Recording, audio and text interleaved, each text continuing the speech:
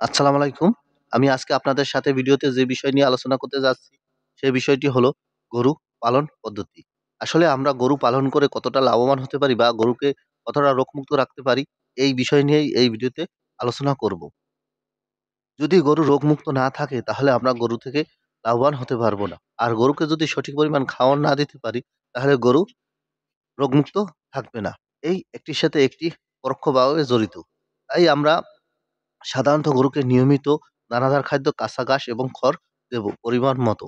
কিন্তু বর্তমানে খড়ের না থাকার কারণে এই গরুর খাদ্যের খুব অভাব হচ্ছে এবং কাঁচা ঘাসেরও খুব কম দেওয়া হচ্ছে।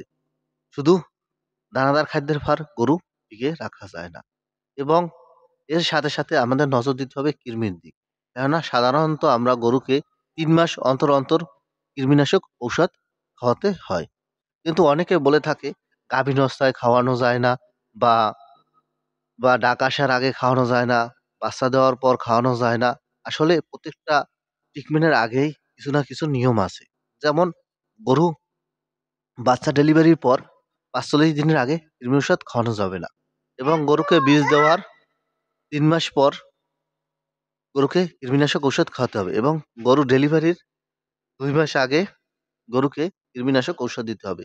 এভাবে আমরা যদি গরুকে কৃমিনাশক ঔষধ খাইয়ে থাকি, তাহলে আমাদের গরু রোগমুক্ত থাকবে এবং গরু খুব ভালো থাকবে। এর সাথে, সাথে কাঁচা ঘাস, খড় পর্যাপ্ত পরিমাণ দিতে হবে।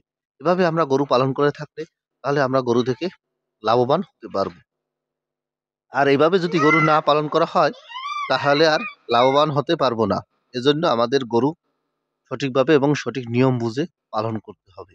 যদি এভাবে পালন করে থাকেন তাহলে বেশি লাভবান হতে পারবেন। আমার ভিডিওটি যদি ভালো লেগে থাকে প্লিজ সাবস্ক্রাইব।